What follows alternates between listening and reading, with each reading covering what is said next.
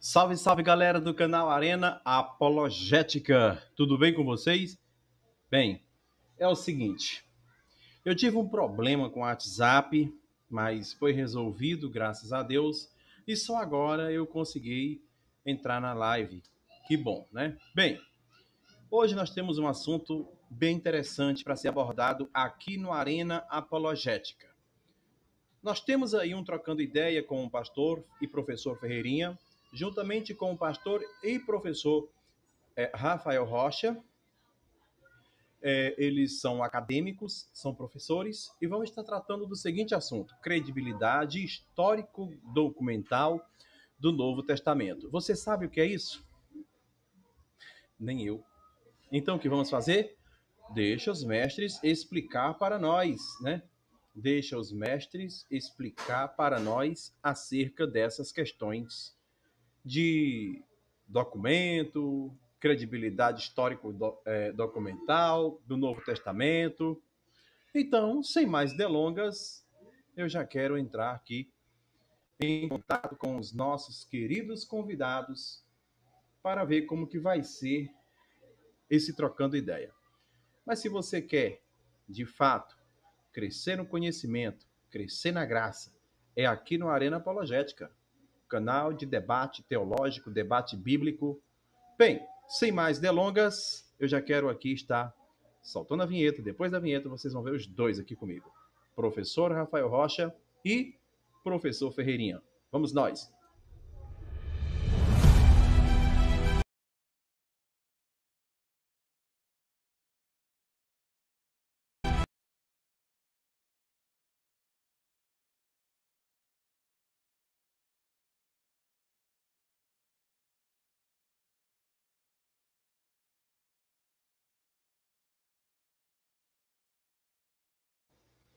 Boa noite, queridos. Prazer em estar recebendo vocês aqui. Verdadeiramente é uma honra para mim. Boa noite. Deixa eu ver por quem que eu começo. Vou começar aqui pelo que eu penso que é o mais experiente, né? Deixa eu ver aqui. Todos dois são jovens, mas tem um que tem mais tempo na estrada, né? Então a gente vai fazer isso. Eu quero chamar aqui. Eu penso que pelos cabelos, já embranqueando ali, professor Ferreirinha. Boa noite, querido. Que prazer estar recebendo o senhor aqui. Boa noite, querido pastor e professor Rafael Rocha. Da mesma forma, que prazer estar recebendo o senhor aqui, tá bom? Professor Ferreirinha, boa noite. Boa noite, mestre Elton. Eu quero saber como é que está aí o som, se a minha câmera está boa. A Sim, voz está saindo legal? Perfeito. tá. Tá boa. Primeiro, quero parabenizar pela sua forma elegante de me chamar de velho, né? Trocou, trocou o adjetivo velho por experiente. E eu quero aproveitar e saudar o mestre, pastor Rafael Rocha, um grande professor, um grande mestre, um exímio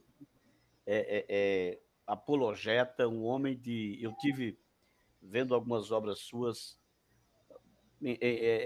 alguns PDFs, né, que ele mesmo me enviou, e as suas pesquisas são pesquisas dignas de todo o respeito e toda a honra acadêmicos.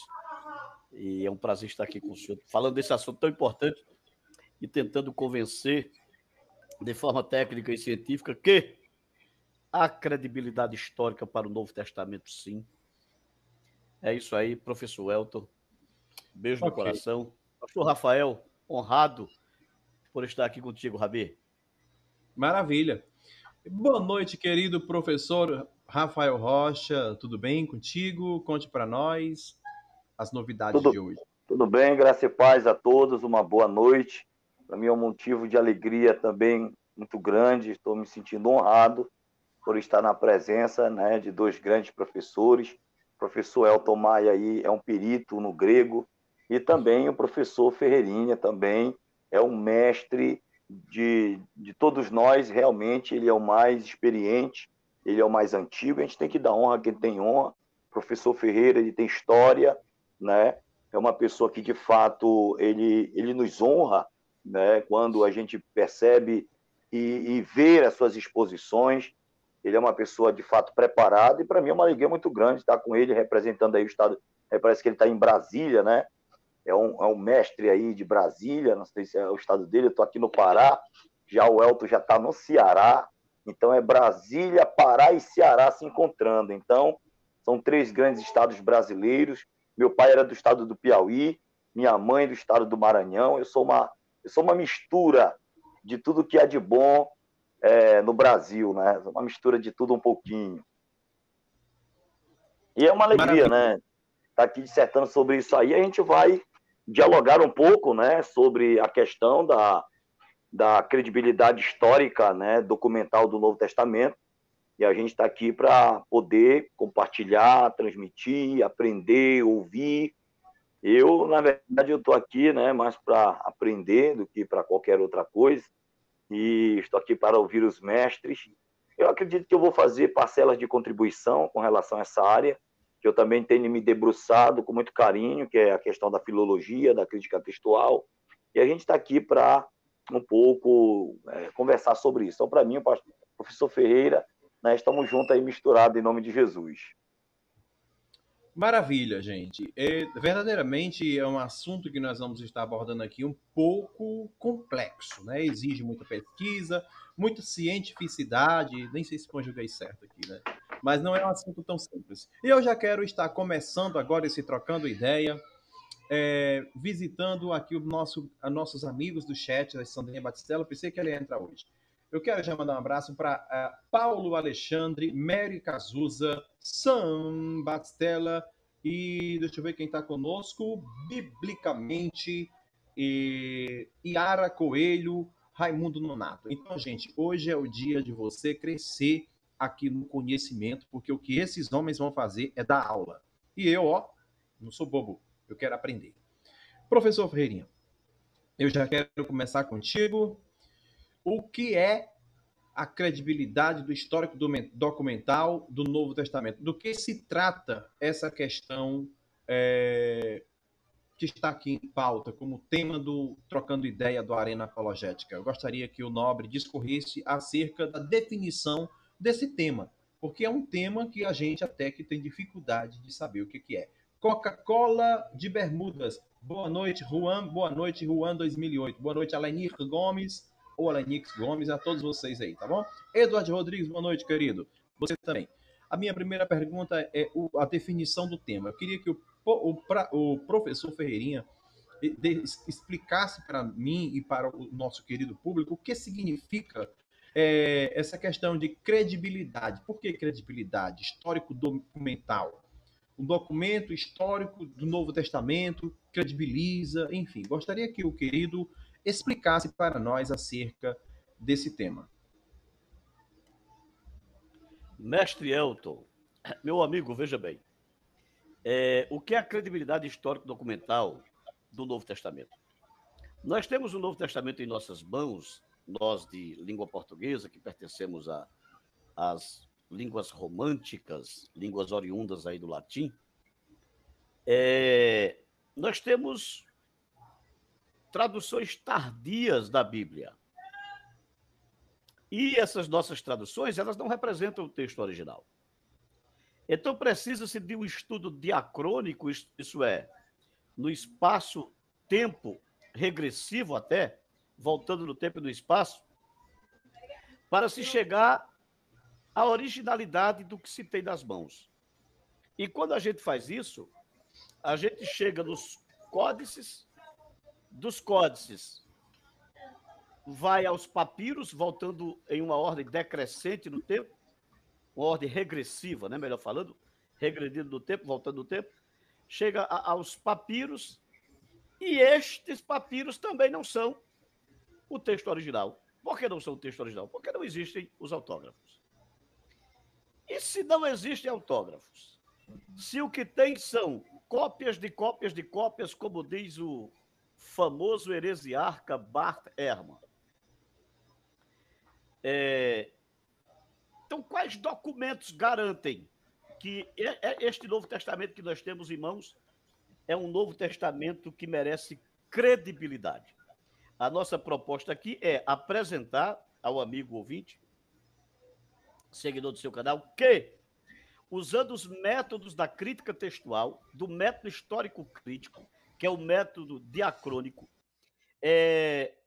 da baixa crítica, para ser mais preciso, a gente vai usar a própria baixa crítica, o próprio método da baixa crítica, e a gente vai ver que, se formos honestos e se formos cientificamente profissionais, nós não temos nenhum escrito antigo que tenha tanta documentação confiável que credibilize esse texto que temos em nossas mãos hoje, como se tem a Bíblia. Se formos comparar com os clássicos da antiga literatura, a Bíblia, em comparando-se com todas as obras literárias da antiguidade, a Bíblia é o que mais tem, é a obra que mais tem documentação próxima dos seus autores originais, larga e numerosa documentação que lhe credibiliza. Portanto, a princípio, antes de apresentar esses documentos, se a Bíblia não merece credibilidade histórica, porque não se tem os autógrafos, porque não se tem os originais, toda a história da antiguidade vai para o túnel do descrédito histórico-temporal, porque nenhuma obra, nenhuma literatura antiga tem mais documento do que a Bíblia, ou sequer chega perto da documentação histórica que a Bíblia nos fornece, que a Bíblia nos apresenta. E é essa a ideia, a gente vai estar analisando esses documentos, está vendo quais as regras, como é que se chega a esta conclusão. Como se chega a esta conclusão? Como é que se sabe que esse documento é autêntico ou não? A gente vai estar fazendo isso dentro do método histórico crítico, que é o método dos que dizem que a Bíblia não tem credibilidade, e vamos estar mostrando que nós temos um livro que, de fato e de verdade, merece toda a credibilidade histórico-documental.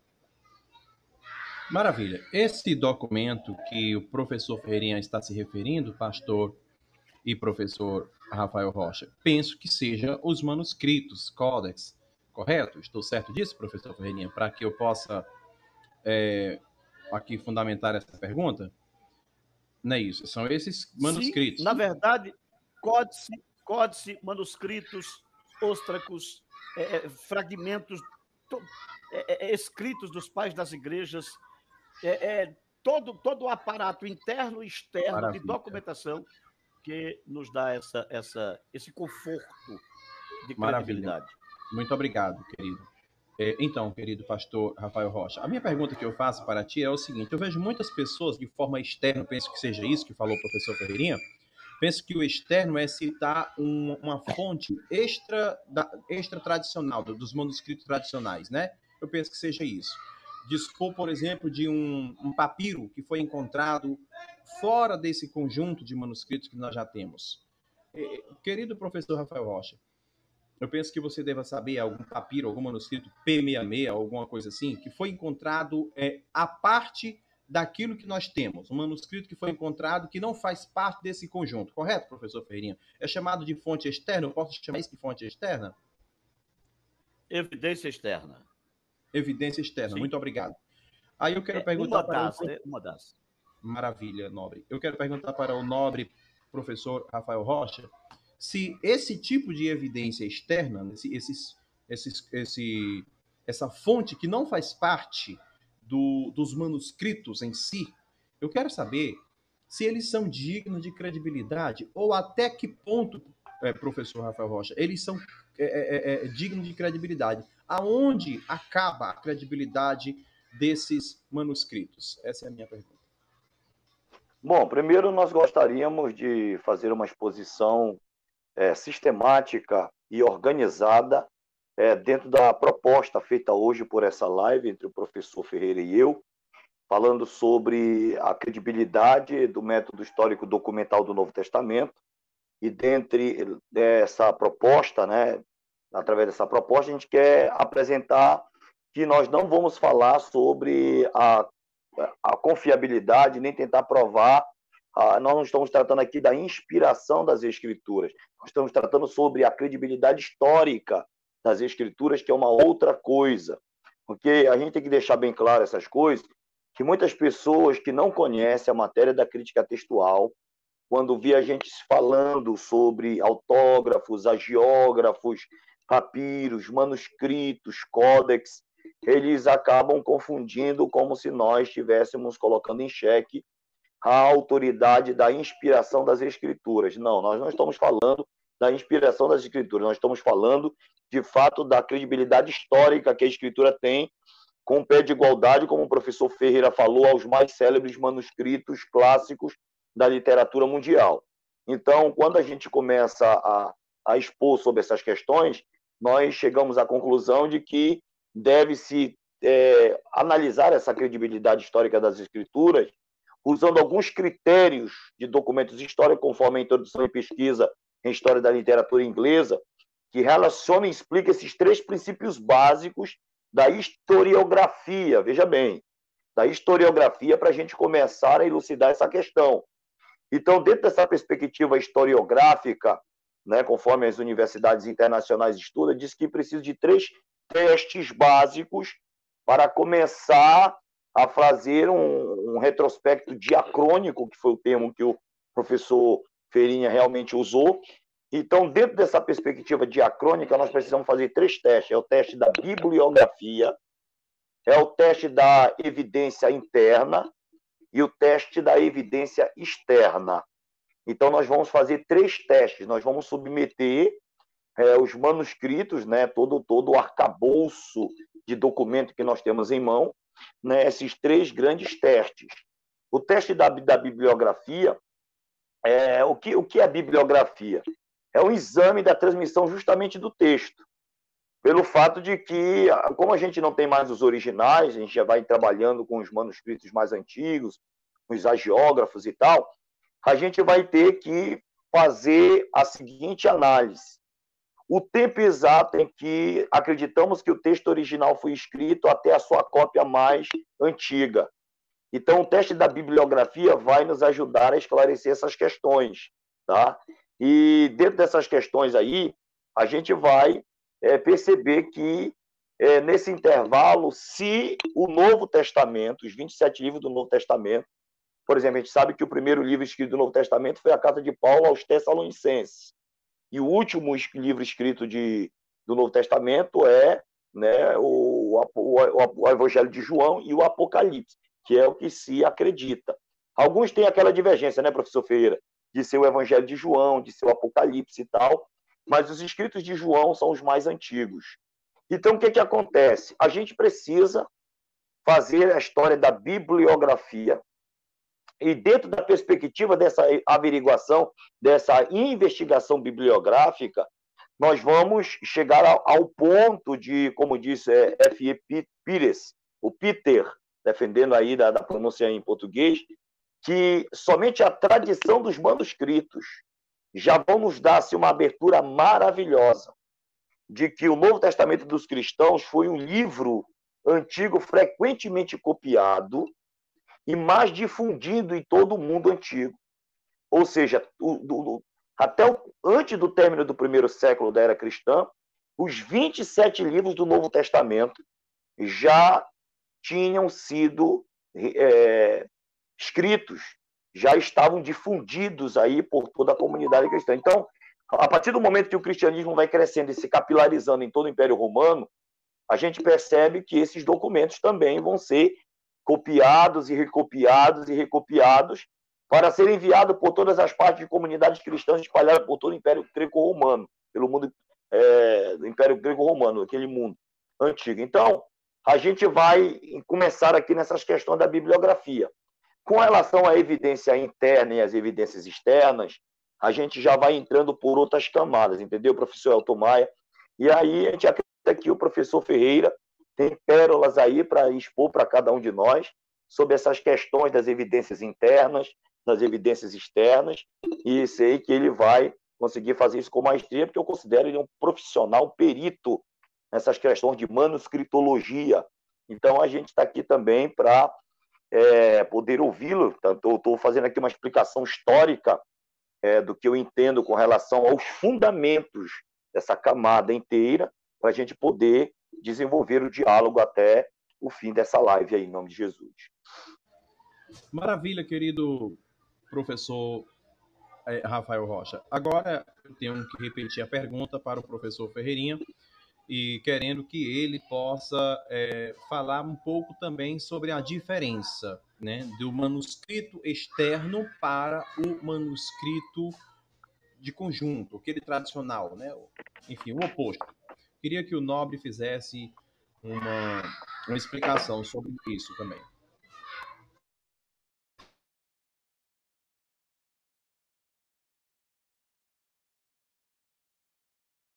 Será que ele caiu? Tá me ouvindo, Ok, professor Ferreirinha? mestre Elton. Parabenizar aí a exposição do meu... Certo. Professor Ferreirinha, vai lá no seu privado. Maravilha. Lá no seu privado, eu havia lhe pedido PDF, algumas coisas, só que apagou devido a pane que deu o meu WhatsApp. Depois, no seu intervalo, quando tiver uma folga, vai lá. Pode discorrer aí sobre o nosso assunto. Eu estou ouvindo, mestre. Maravilha. Pois, pode continuar. Beleza? Beleza. Tranquilo? Tá bom agora? Tá, você está um pouco travando na tela, né? Agora? Você está travando na tela. Tá ouvindo bem? Não, você está travando. É o OBS, mestre. É o OBS? É o meu OBS Studio. Eu vou fazer o seguinte. Professor Elton, eu vou sair e vou entrar pelo celular. Porque o meu OBS está com defeito. Eu vou entrar pelo celular agora. Aproveita e vai lá no seu privado agora, tá bom? Ok. Enquanto isso, eu vou continuando aqui com o professor Rafael Rocha, que ele é pastor presidente de igreja e também um acadêmico que leciona em faculdade, dá aula de teologia.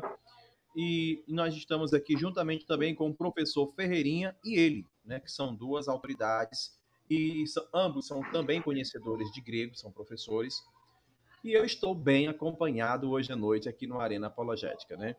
Bem, bom, aproveitando o gancho enquanto o professor Ferreirinha entra, gostaria de convidar os internautas a se inscrever no nosso canal chamado Pastor Rafael Rocha e Teologia.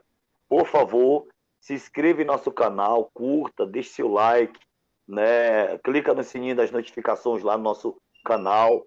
A gente começou vídeos em série de grego instrumental do Novo Testamento e a gente gostaria de convidar você a participar, né?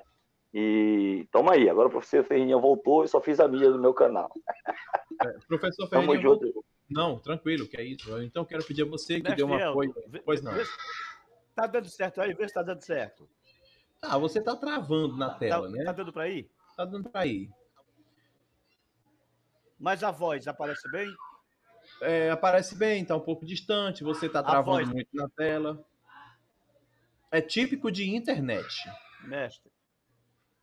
Me derruba aí. Me dá uma queda aí, que eu vou entrar. Ok, aí você vai lá no seu WhatsApp, por favor. Já atendi uma parte. Maravilha. Eu vou te expulsar da sala, porque você está me pedindo, e você vai entrar por outra... Joga fora. Pronto, beleza. 3, 2, 1, foi. Então, professor Rafael Rocha, enquanto o professor Ferreirinha chega, você disse que... aliás, a pergunta que eu fiz para ele seria essa a resposta que eu ouvi dele. Mas vamos lá. A credibilidade que nós devemos atribuir a esses manuscritos externos, eles estão ao mesmo pé de igualdade dos manuscritos tradicionais? Não, os manuscritos do Novo Testamento não estão em pé de igualdade, estão praticamente em nível de superioridade, porque existe mais de 1.200 anos do momento em que Platão escreveu o seu texto original para a sua cópia mais antiga. Então, o espaço é praticamente de 1.200 anos com as obras de Platão. A gente percebe já o seguinte, que o Novo Testamento, o período em que o Novo Testamento foi escrito e a sua cópia mais antiga, que é o papiro 55, vamos ver se você se lembra. Qual é a data do papiro 55?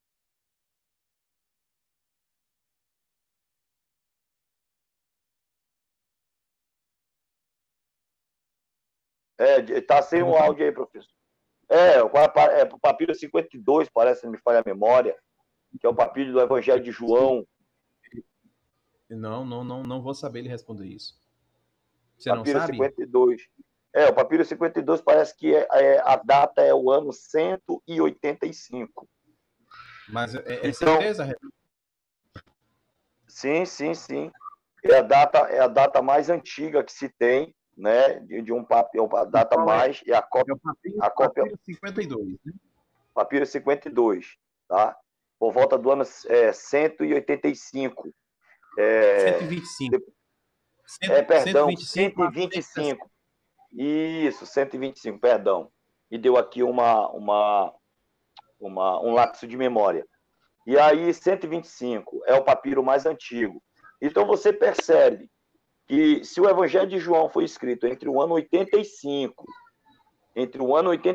ao ano 90, que é que os estudiosos acreditam, que tanto o Evangelho de João como o Apocalipse foi escrito pelos meados do ano 90, né, depois de Cristo, no primeiro século, e o papiro mais antigo, ele é um papiro que data do ano 125, então, digamos, do ano 190 para 125, bate a conta, quanto é que dá aí? Dá em torno de 25 anos, né, de diferença entre o que o Evangelho, a forma como o Evangelho foi escrito de João e o papiro mais antigo do Evangelho de João. Então, a gente percebe que, com relação à data, é esmagador o Novo Testamento com relação aos mais célebres livros ou obras da literatura clássica. Então, a gente já percebe aí a diferença na datação, isso dentro da perspectiva bibliográfica. Foi aquilo que eu falei ainda agora há pouco, né? A bibliografia, ela trata com isso, sobre a datação entre o texto original e a sua cópia mais próxima, né, desse texto original. Entendeu, professor Elton Maia? Maravilha. Eu quero mandar, querido professor Rafael Rocha, um abraço todo carinhoso e especial para das maiores autoridades de grego bíblico dessa nação, professor Euler Lopes, né, que é meu professor também, tem um profundo... Meu professor também, meu professor. E seu professor é o mestre, né, o doutor Euler Lopes, ele é professor de professores, eu sou professor de grego, você também é professor de grego, né? Eu considero ele como um dos maiores especialistas do grego koiné do Novo Testamento do Brasil. É o homem que sabe o que diz e o que afirma. Ele não brinca de dar aula de grego. Inclusive, eu quero aproveitar essa plataforma aqui para honrar meu professor de grego, que quem quiser estudar grego, procure aí o professor Euler Lopes. Você vai estar aprendendo grego de verdade. Muito bom. Concluí o curso de grego com ele. Eu fiz o curso de grego com ele, maravilhoso. E eu estou com minha certificação aqui em casa do curso maravilhoso de grego que eu fiz com ele. Maravilha. Eu já tenho um histórico com o professor Euler e pretendo continuar, viu, professor Euler? Eu pretendo continuar, né, nessas aulas. Bem, querido professor Rafael Rocha, enquanto o professor Ferreirinha não chega, eu quero te perguntar uma coisa interessante. É possível que, no decorrer da história, alguém tenha se apropriado de um manuscrito externo, de uma fonte externa, para dar base para uma interpretação bíblica, para compor uma Bíblia, para compor uma tradução? É possível isso? E se isso aconteceu, é equivocado isso? Seria errado alguém dispor de um manuscrito apenas, dispor apenas de um papiro, digamos assim, para compor uma Bíblia? Entendeu a minha pergunta? Eu entendi. É complicado porque naquele período do primeiro século, não tinha como se ter um único manuscrito, não existe isso, um único manuscrito para se compilar 27 livros do Novo Testamento. Tá? Cada evangelho tinha sua cópia. O evangelho de Mateus, ele tinha sua cópia. O evangelho de Marcos, a sua cópia. O evangelho de Lucas, as suas cópias. E cada livro do Novo Testamento tinha suas cópias. Essas cópias eram preservadas por comunidade de fé, e eu acredito que essas comunidades de fé, elas, embora não tivesse agregado, eu não acredito que houvesse uma única comunidade de fé com os 27 livros do Novo Testamento. Por exemplo, a igreja de Corinto é uma igreja que tinha os 27 livros do Novo Testamento. A igreja da Ásia Menor, né, e tal. Não. Então, cada igreja tinha os seus manuscritos. Esses manuscritos foram se reunindo, e já no término do primeiro século, já havia a produção total dos 27 livros do Novo Testamento. Mas você está me perguntando se tem alguém que pode, com o manuscrito, compilar todos os demais? Não, porque não tem como. Agora, uma questão interessante é a seguinte, muitos acreditam, agora é complicado que a gente teria que entrar também na crítica textual do Antigo Testamento, que o Antigo Testamento hebraico é um plágio das obras sumérias, acadianas e outras obras. Aqui eu não quero entrar para a questão da crítica textual, mas infelizmente muitos acreditam nisso e eu não concordo com isso. Agora, o Novo Testamento aqui é uma outra questão. Muito obrigado, meu querido professor. Professor Ferreirinha, a outra pergunta que eu quero fazer para ti, obrigado pelo retorno, é o seguinte. Tá ótimo. Eu quero perguntar o seguinte, querido professor Ferreirinha. Nós sabemos que existem deturpações de um manuscrito para outro. Nós sabemos que existem variantes, que existe aí, diante do cotejamento daquelas pesquisas e tal, vai se perceber alguma diferença e deturpações de um manuscrito para o outro. Isso não descredibiliza-o pelo fato de conter essas deturpações? Com você, mestre. Mestre Elton, me permita responder esta, mas pegar a resposta da primeira pergunta que você me fez. E eu cheguei agora e vi o pastor Rafael falando sobre os diversos tipos de textos, as diversas comunidades, e a impossibilidade de um texto único, de se fazer um texto único. Foi isso mesmo que eu entendi, mestre Rafael, na sua fala? Sim, porque a forma como era produzido. Beleza? Perfeito, meu Rabi, perfeito.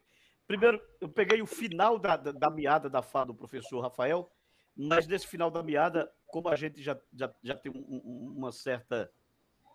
está dentro, né? Eu não vou dizer que a gente é bom na coisa, porque não tem ninguém bom nisso. Mas como a gente já está familiarizado com a questão, veja só a colocação do pastor Rafael e a felicidade da colocação do pastor Rafael. E aí eu vou chegar na variante textual. Veja bem, o que acontece? Mestre Elton, nós temos três tipos de textos configurados, textos diferentes, estilos diferentes.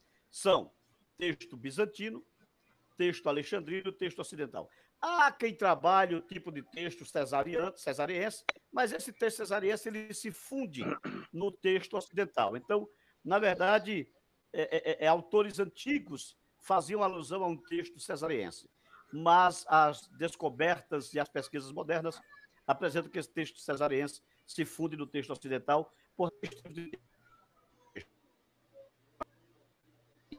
Está falhando a voz dele. É uma informação muito relevante, mas eu tenho que falar para ele entender que a voz dele está falhando. E isso é típico de internet. É muito típico de internet, penso eu, né? Não sei o que está acontecendo, mas é isso, é típico de internet. Bem, vocês aí no chat estão conseguindo nos ouvir, nos acompanhar, ou isso foi só o professor Ferreirinha ou foi com todo mundo? Por favor, alguém me atualize essa informação. Quero mandar um abraço para o Davi Pérez HD TV. Quero mandar um abraço também para o Biblicamente. Bem, professor Ferreirinha, o senhor restabilizou aí na live? Como é que estamos aí? Professor. Agora tá bom. Pode continuar, querido. Então tá. Então veja bem a felicidade do pastor Rafael. Isso mostra a sua perícia no assunto. O que acontece? Nenhuma igreja primitiva tinha os 27 livros do Novo Testamento como nós temos hoje. Nós temos um exemplo disso na carta de Paulo aos Colossenses. Paulo diz assim, que esta carta seja lida em Laodiceia e que a de Laodiceia, que por sinal foi uma carta que se perdeu, também seja lida entre vós. Isso mostra que existia essa troca de textos, justamente porque esta comunidade tinha um escrito, aquela tinha outro escrito. Perfeito, pastor Rafael. O que acontece? Foi isso que deu origem aos vários tipos de texto. Foi isso que deu origem aos vários tipos de texto. Agora, o que é importante quando você analisa esses vários tipos de texto? É que embora destigamos texto bizantino, que texto é esse bizantino? Esse texto bizantino é o antigo texto de Luciano, o antigo texto de Luciano do século II. Esse texto bizantino é chamado de bizantino devido à cidade de Bizâncio, no quarto século, construída por Constantino, quando ele transferiu a capital do Império Romano, quando houve uma divisão, Império Ocidental e Império Oriental. E o que é que acontece? Quando você pega, agora, no século XVI, 1516, aproximadamente, 1516, quando você pega Erasmo de Roterdã, quando você pega Teodoro de Beza, quando você pega Irmãos Alzevir, no texto recebido, quando você pega Ximenes, quando você pega esses autores do texto recebido, foi o primeiro texto do Novo Testamento impresso, foi o texto recebido, o texto receptus dos irmãos Boaventura ou irmãos Alzevir. O que acontece? Quando você vai voltar no tempo e no espaço e ver a documentação que esse texto se baseou, você vai ver que você tem ali o Códice Alexandrino, que representa, em partes das escrituras, o texto bizantino. Você vai ver o Códice Alexandrino, que representa, em partes da escritura, o texto alexandrino. Então, o que acontecia? Existia uma comunicação textual, os códices, eles se circulavam, eles eram trocados de uma comunidade para outra. Os grandes centros escribais, os chamados escritórios, eles trocavam de texto, os textos se intercambiavam. E nesse intercâmbio, agora eu vou entrar nas variantes, nesse intercâmbio o que acontecia?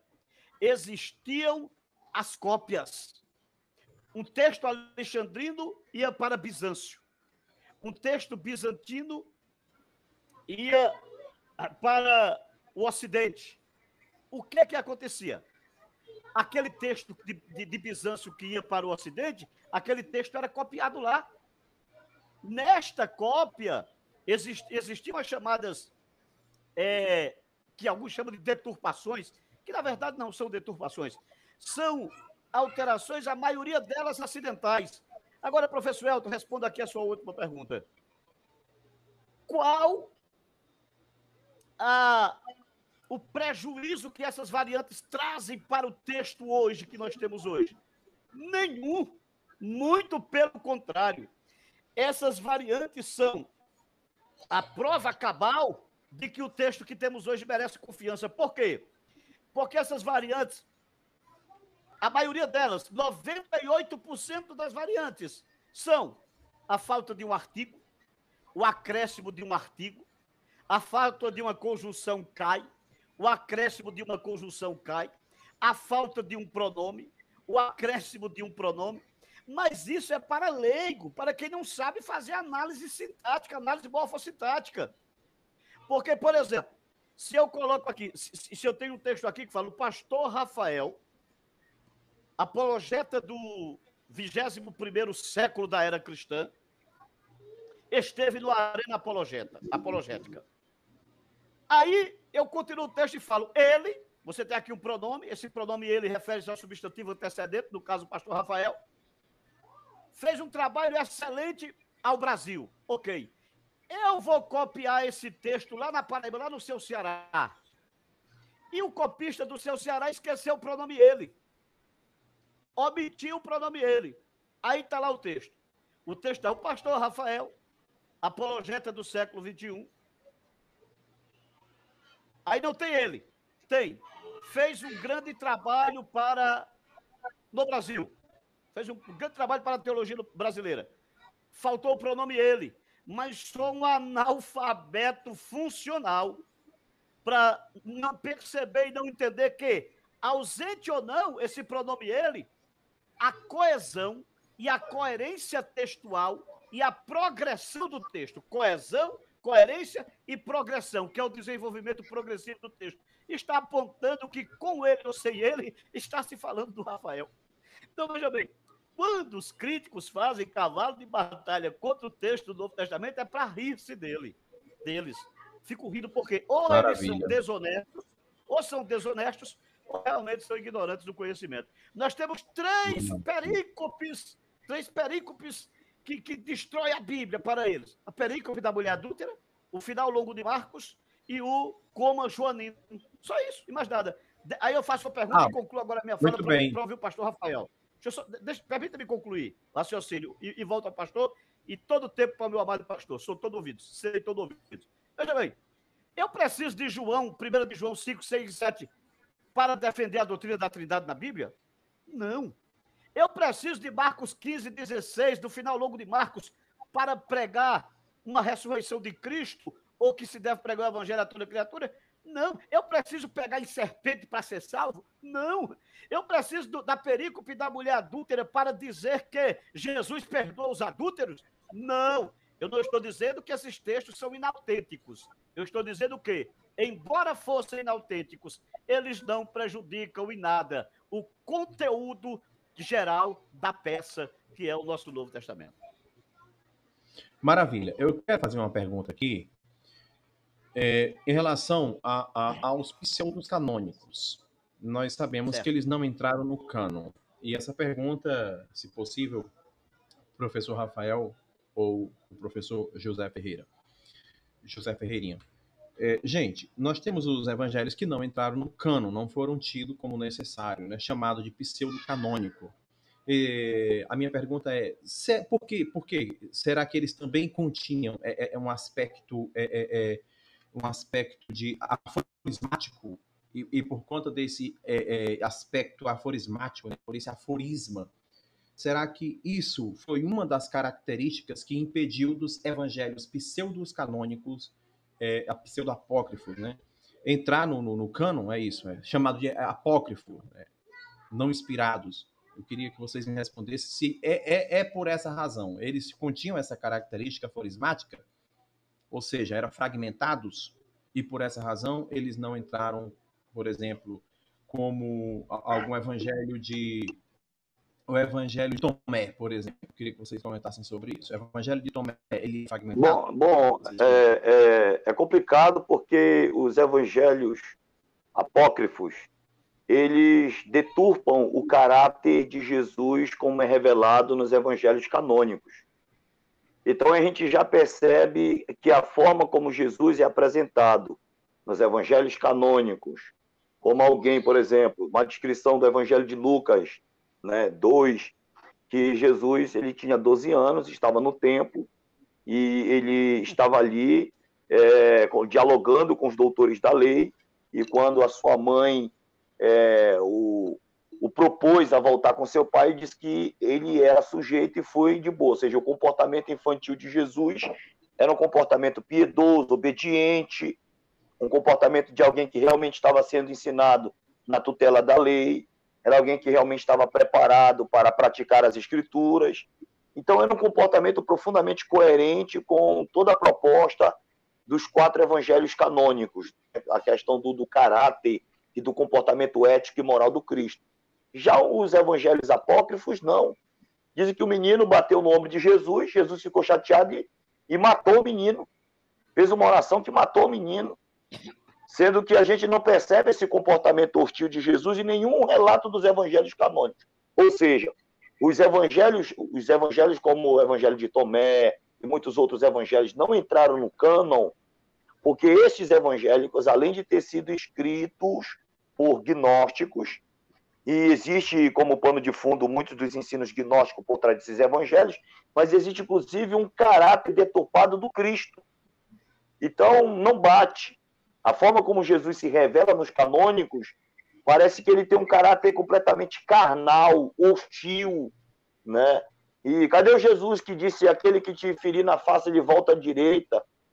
Né? Cadê o Cristo que propôs não resistir ao perverso?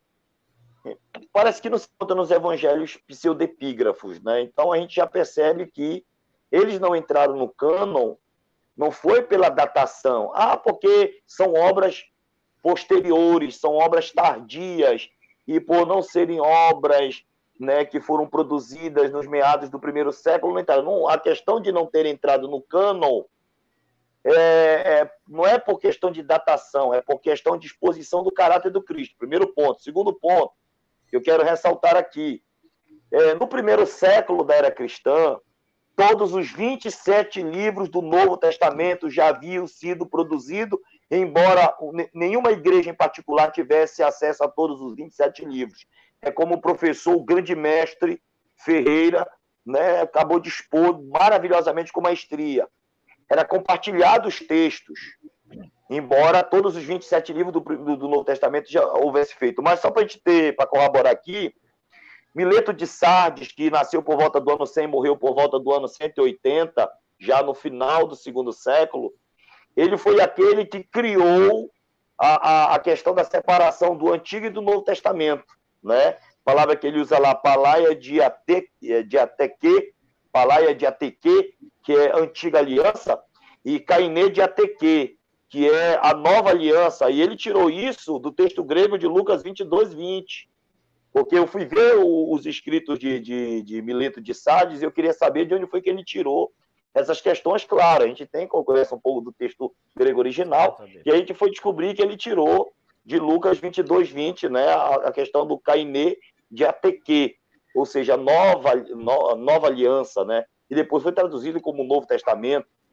Então, pessoal, o que eu quero dizer é o seguinte, os 27 livros já existiam, já por meados do primeiro para o final do segundo século, já haviam feito uma divisão entre o Antigo e o Novo Testamento, embora tecnicamente esses termos gregos não fossem usados para a divisão da Escritura, porque isso só foi utilizado por Irineu de Lyon, né, que nasceu por volta do ano 130, morreu por volta do ano 202 depois de Cristo, que ele foi que oficialmente utilizou esses termos, usado por Mileto de Sardes para descrever a separação do Antigo e do Novo Testamento, tá? Tem a Antiga Aliança e Nova Aliança.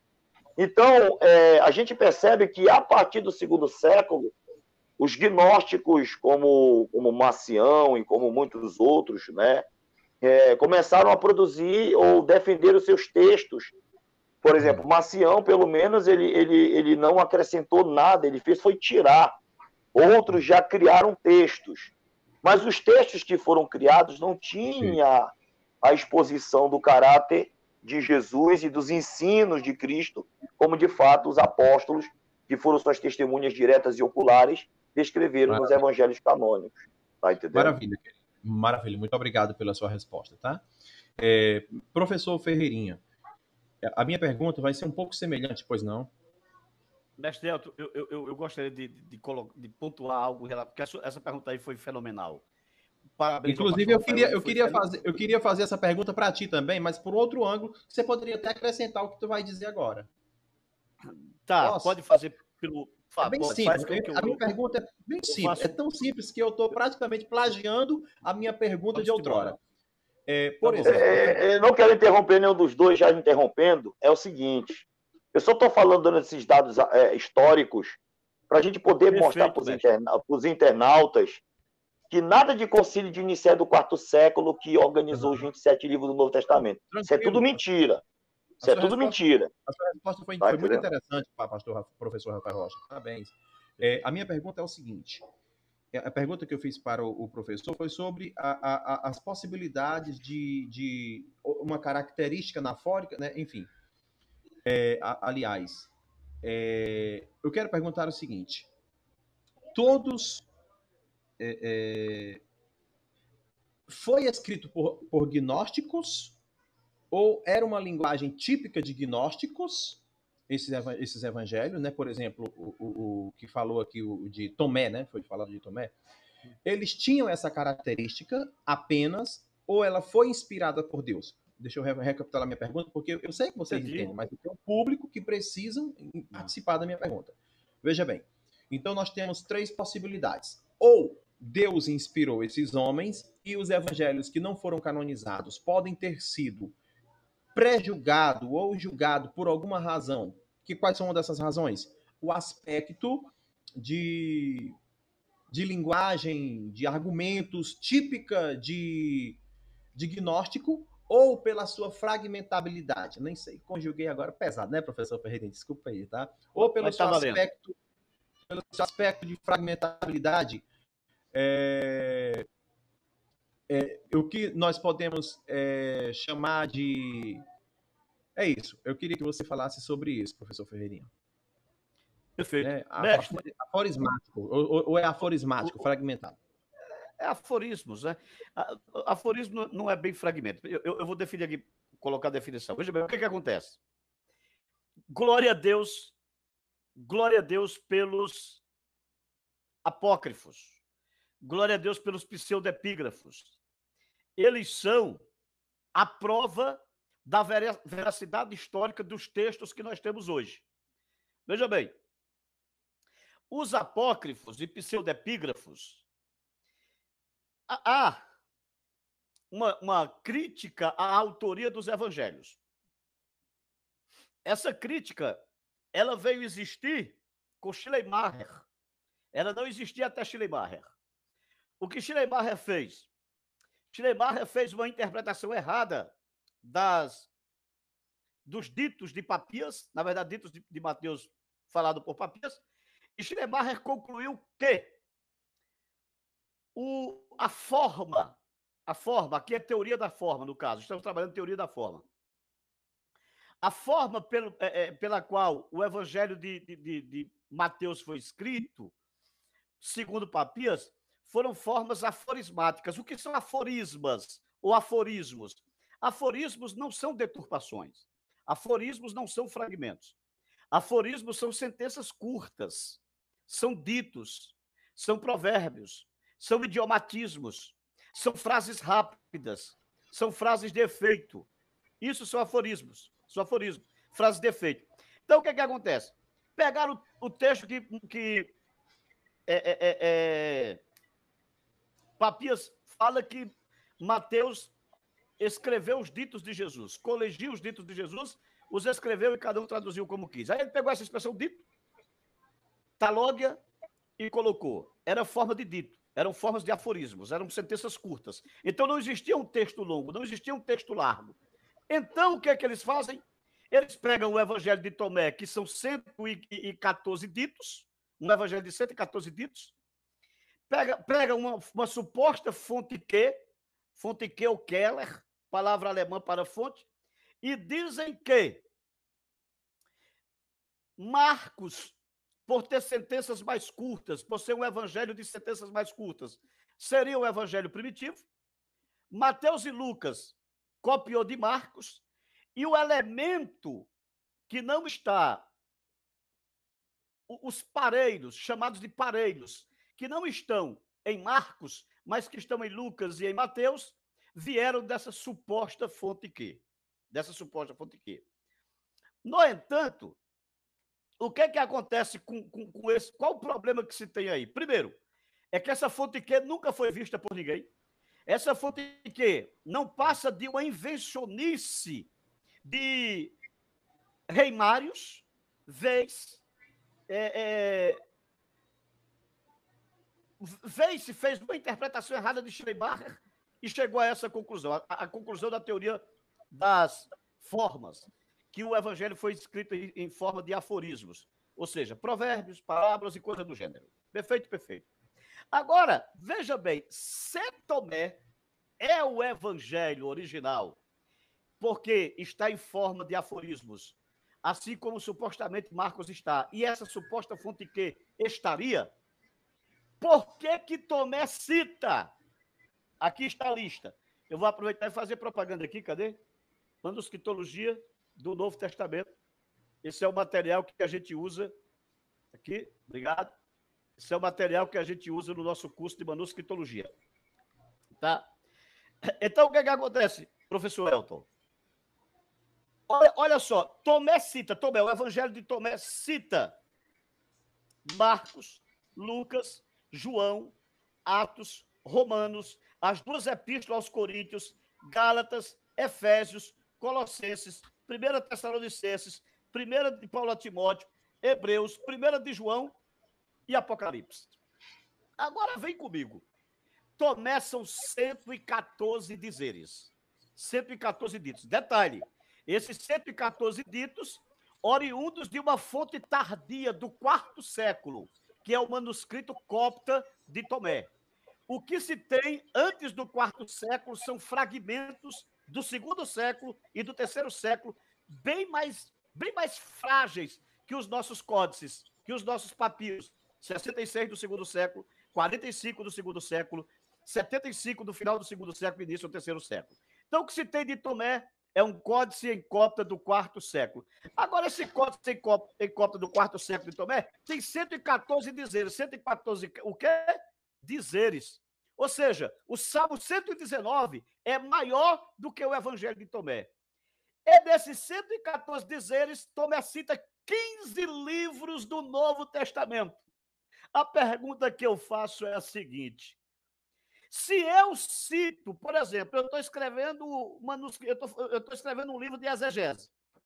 Então, se eu cito aqui Erich Mauerhofer, se eu cito Kevin Van Hooser, se eu cito Grant Osborne, se eu cito Gorman, se eu cito Bromberg, Kaiser Jr., se eu cito Plummer, se eu cito Palmer, se eu cito Dan Hauer, se eu cito os grandes mitos da exegese mundial, a pergunta é: eu vi antes dele ou eles vieram antes de mim? Ora, eles vieram antes de mim, então eu é que estou copiando eles. Então, como é que em 114 ditos, que não vale o Salmo 150, eu consigo fazer citação de 15 livros? Isso significa dizer que eu saí colhendo aqui, colhendo ali, colhendo acolá. Por quê? Porque eu sou tardio. Aqueles livros vieram antes de mim. E aí entra uma segunda questão. Qual é a questão? Ora, não foi Mateus que escreveu Mateus, Mateus não foi apóstolo, João não foi apóstolo, esses homens não foram? Não foram. Então, por que a pseudonomia se utilizam dos nomes desses homens? Porque é que eu, quando vou fazer um escrito e eu não tenho nome, eu uso um pseudônimo famoso. É porque o nome que eu estou usando como pseudônimo já tem história na igreja, já tem credibilidade na igreja, já tem aceitação na igreja, por isso eu o uso. E Tomé, é interessante como é que Tomé começa seu evangelho. Essas são as palavras ocultas de Tomé, o Dídimo, que ele falou, de Tomé, Judas Dídimo, que ele falou Jesus. Palavras ocultas? Ora, por que palavras ocultas, Tomé? Quando ele fala palavras ocultas, ele está dizendo, essas palavras aqui só quem conhece sou eu, tá? Isso revela um elemento novo, que não é conhecido, e ele o denomina de palavras ocultas para dar uma credibilidade. Por quê? Porque ninguém a conhecia na história. E para tanto, o que é que ele faz? Ele cita 15 livros do Novo Testamento. Aí lá me vem um cidadão, como diz Zé Ramalho, lá me vem um cidadão, criança de pé no chão, aqui não pode... sério. O professor Rafael... Tá de brincadeira, tá de brincadeira. A gente não tem fígado para isso. A gente não tem fígado Pelo amor. Aí, mestre, eu concluo aqui minha fala. Aí você tem Papias, primeiro século, falando do Evangelho de Mateus. Você tem Irineu, que foi discípulo de Policarpo, que foi discípulo de João, falando do Evangelho de Mateus, falando do Evangelho de Marcos, falando do Evangelho de Lucas. Você tem esses personagens. Aí você tem Papiro 52. Você tem Papiro 66, Papiro 75, Papiro 45 e Papiro 46. Todos estes do segundo século, final do segundo século, meados do segundo século, início do segundo século, a início do terceiro século. Detalhe, você não tem aquilo que a gente chama de testemunhas hostis. O que são testemunhas hostis? Os próprios pseudepigráficos ou pseudepígrafos e os apócrifos. Nenhum destes livros dizem ou apontam descredibilidade aos autores dos evangelhos. Não aparece ninguém no primeiro século, no segundo século, no terceiro século, no quarto século, nem mesmo os pseudepígrafos. Eles apresentam descredibilidade para a autoria dos nossos evangelhos e dos nossos livros do Novo Testamento. Agora, meu amigo, vem comigo. Se eu tenho os apócrifos e pseudepígrafos que citam os evangelhos da Bíblia, se você não tem nem o pai da igreja desacreditando os autores da Bíblia, pais do primeiro século, Aí me aparece um cidadão no século 17, 18, 19, 20, aqui eu vou citar Schleiermacher, Reimarius, Hermann Gankel, Dibelius, Wellenhausen, Robertson, Dom Dominique Crossan. Aí me aparecem esses camaradas e dizem o seguinte: não, era tudo falso, era tudo falso, era tudo falso. O que prova vocês têm, senhores? Agora pega o método histórico crítico, apresente prova documental no quarto século, no primeiro século, no segundo século, no terceiro século, no primeiro século. Apresenta alguém descredibilizando esse evangelho? Não tem. Mas aí tem por quê? Porque apareceu um cidadão agora que está dizendo que log, nem sabe o que é log, o cara nem sabe grego, meu irmão. Nem sabe grego. Está enganando uma porção de gente aí na internet. Não conhece grego, não sabe de nada. Mas o que acontece? Mas está lá fazendo... Mentindo. Maravilha. Por quê? Dizendo que o Evangelho de Mateus é uma farsa. E aí, é uma farsa. Aí interessante, eu fiz um vídeo agora provando com documentos largos e claros que log não é uma referência apenas a um dito, a um aforisma. Existe um contexto genérico ali para... O camarada vai e faz um vídeo agora, que assim que acabar aqui a live do Elvis, eu vou para lá. Eu vou pegar ele nas próprias armas dele. Por quê? Porque os críticos da Bíblia não têm documentos. É verdade. Eu tenho uma pergunta. Maravilha. Eu tenho uma pergunta. Vamos agora continuar aqui com as perguntas. Biblicamente, ele mandou uma pergunta muito interessante que eu gostaria muito de pescar a pergunta dele, rapaz. Todavia, eu não estou encontrando mais a pergunta do Biblicamente. Biblicamente, manda sua pergunta novamente. E eu queria pedir aos nobres que fossem mais breves nas respostas para dar tempo de perguntar mais coisas, né? Beleza, e também beleza. pescar mais o chat. Bem, o que eu tenho aqui, uma pergunta, que eu formulei uma pergunta a partir de uma informação, e eu quero a diferença do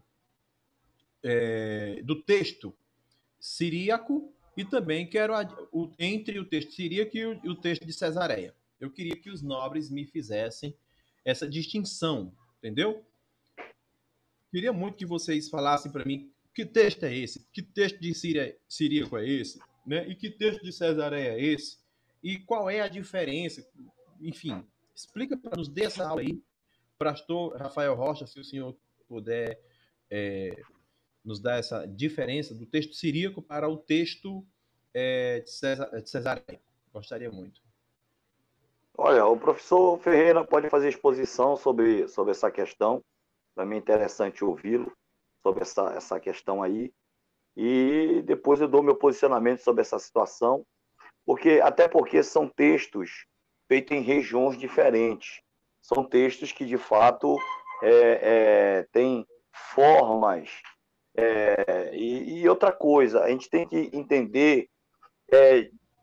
essas cópias são feitas de um protodocumento.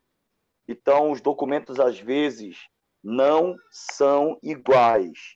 Você não pode dizer que um evangelho siríaco foi copiado do mesmo documento que o evangelho, né, de Cesareia foi criado. Não tem como, não é o mesmo documento, as variantes são reais, não tem como tentar trazer a unidade entre os manuscritos e não há.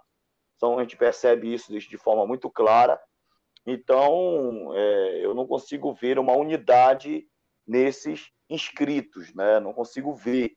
Termos são usados de forma profundamente... Claro, como o professor Ferreira falou, nenhuma dessas variantes vai afetar as doutrinas fundamentais da fé.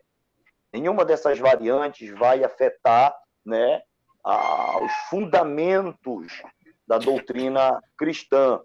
No entanto, são variantes reais, devem ser analisadas. Agora, para dizer assim mesmo, o texto siríaco, qual a diferença de um texto siríaco para um texto de Cesareia? Mas não, a diferença em que parte?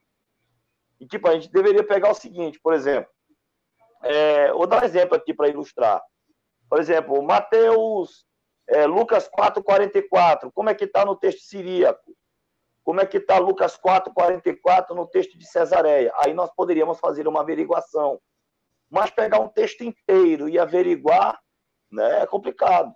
Vai ter partes que realmente vai haver uma similaridade, vai haver parte que vai ter realmente uma diferenciação, mas tem que ver em que parte desse texto. Porque um texto como um todo é complicado. Tá entendendo? É uma pergunta que ficou para mim assim, um tanto que não há, assim, sem... Eu sei. Deixa então, vamos lá, pode continuar. Posso corroborar? Veja Pode. bem, texto siríaco. O texto siríaco é o texto antioqueno. É o texto antioqueno, que é o texto de Antioquia, que é o antigo texto de Luciano, que se tornou o texto bizantino. O texto cesareense, como eu já falei, é um prototexto ocidental. Então, são os mesmos textos. Quais as diferenças? As diferenças, tratando-se agora dos tipos de texto. As diferenças estão nas recensões, está nas revisões. Por exemplo, o texto ocidental é um texto de recisões nas quais se melhora a linguagem, se melhora a semântica, se melhora o estilo, se melhora a sintaxe, se melhora a frase, ou seja, dá um realce literário no texto. Por isso, ele se torna um texto possivelmente mais fraco. Por que mais fraco? Porque na proporção em que eu tento mudar o estilo, em que eu tento mudar a semântica do texto, em que eu tento melhorar um estilo textual, automaticamente, ali na minha cópia, vai ter mais inserções. Haverão mais inserções, ou haverá mais inserções. Vai haver mais inserções. Então, esse seria o texto ocidental, que tem o prototexto cesareense que se fundiu no texto ocidental. Já o texto sírio, que é o texto de Luciano, que é o texto antioqueno, que é o texto bizantino, é o mesmo texto, é um texto que, exemplo, pegar aqui um exemplo clássico, Papiro 75, representa esse tipo de texto no Códice Vaticanos, porque existe essa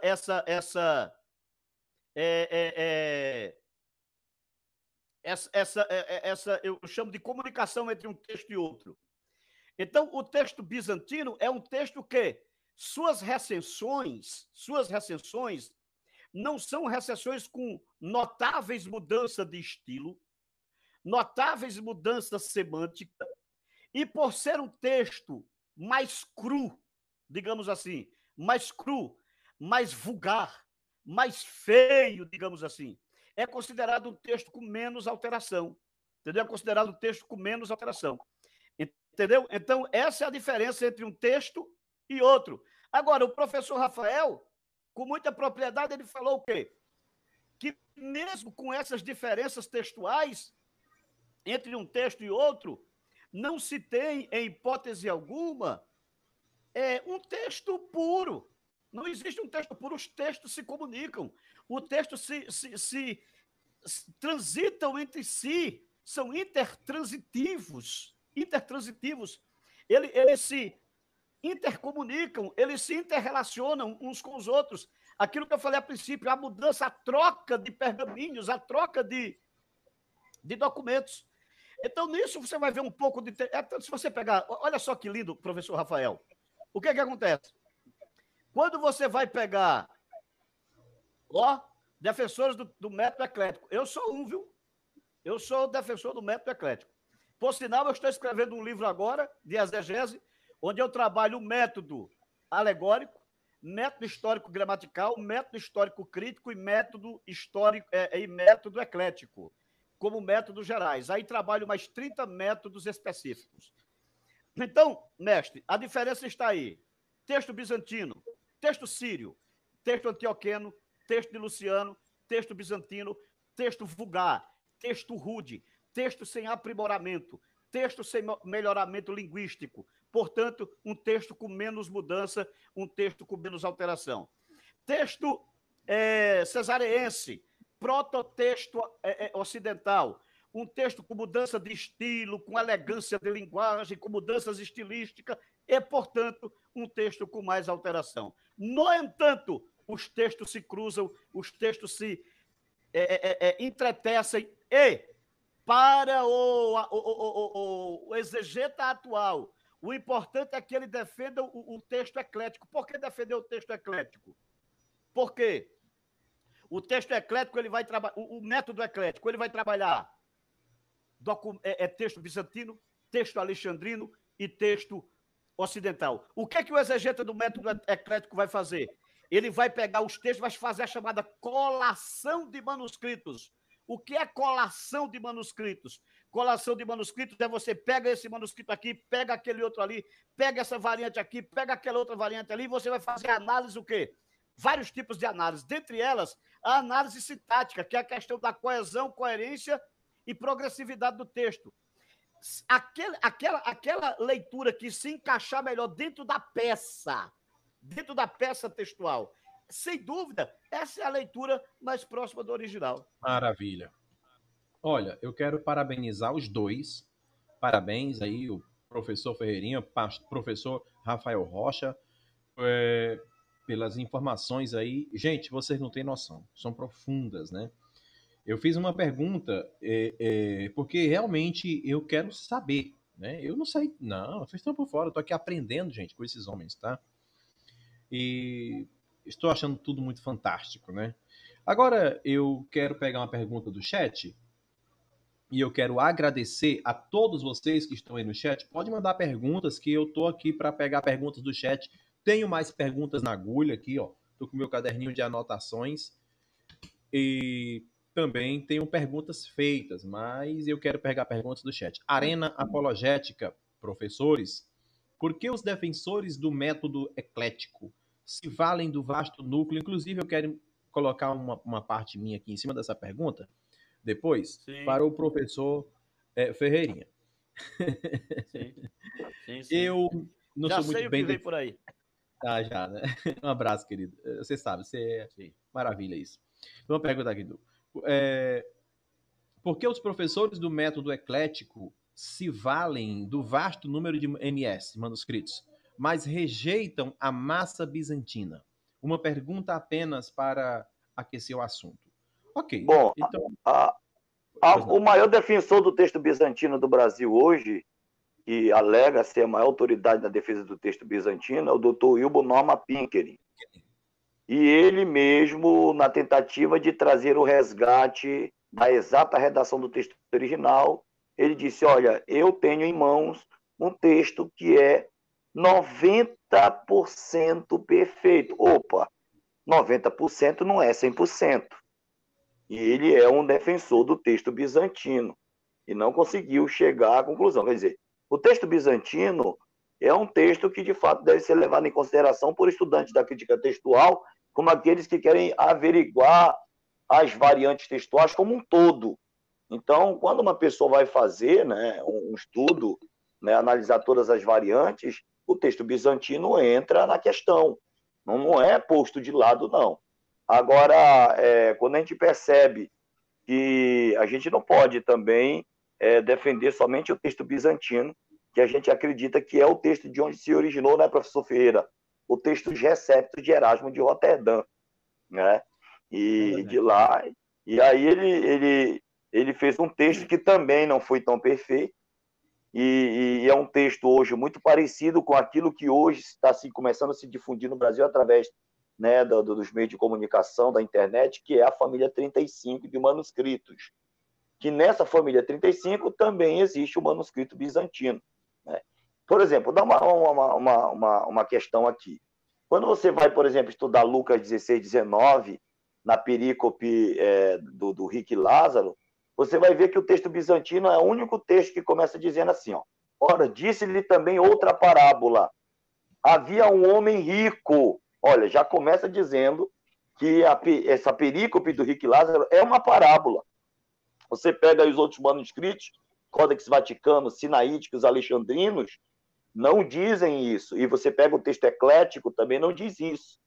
Mas o texto bizantino, o manuscrito de Beza, né, ele defende essa questão, que é se trata de uma parábola. Então, é um texto que precisa ser averiguado, precisa se chegar à análise do todo, né, e a gente não despreza nada não, viu? Amigo, Janderson Ferreira, né, Janderson Ferreira, a gente não despreza nada não, amigo. O teólogo estudioso, ele tem que ter a abrangência do todo e não somente das partes. Antes de passar a fala para o professor Ferreirinha, eu quero aqui subir no mesmo batente, no mesmo cavalo, né? Uma linguagem minha que eu acabei de inventar agora, do professor Rafael Rocha. Eu não sou muito bem definido nessas questões, mas eu tenho um apreço com um certo tipo de texto por uma certa influência, né? Eu não vou aqui ser muito detalhista, porque eu nem tenho moral para isso, não me sinto com moral para isso. Mas, todavia, o pastor Rafael Rocha já explicou muito bem, já assisti bastante aula do Dr. Wilber Norman Pickering, quando ele faz menções da possível distinção, é possível não, ele declara que é distinto um texto do outro, e ainda diz mais que o texto bizantino, que foi posteriormente investido às pesquisas, ele é mais correto do que o texto minoritário. Aí, o que é que eu quero agora? Eu quero trazer uma pergunta parecida com essa. Antes de terminar a live, eu quero terminar essa live daqui a pouco. Nós começamos um pouco atrasado, mas quando ela fechar aqui 1h30 de live, eu quero encerrar. Por quê? Porque eu quero que o nosso público, que vai ver a live amanhã, possa usufruir desse conteúdo. Uma live muito grande não vai nem querer ver, né? Porque é uma live maravilhosa. Olha, e eu aproveitar com os dois, vocês dois novamente, eu quero convidar aqui novamente, tá? Para um outro trocando ideia, porque, gente, você não tem noção. Eu sei que vocês têm muito a falar e o tempo é pouco, mas é maravilhosa essas informações. E eu quero aproveitar para estar aqui aprendendo, né? E é uma defesa apologética, né? Bem, com relação, inclusive eu até conversei com o professor Ferreirinha depois, no privado, né? Eu sou muito leigo ainda nessa questão, estou aprendendo, admito, mas o pouco que eu sei eu questiono, eu pergunto, eu interrogo a mim mesmo, ou o porquê, e aí eu vou perguntar para o professor Ferreirinha, perguntar para quem tem do assunto, para o professor Rafael Rocha, perguntar para esse povo. Certo, meu mestre.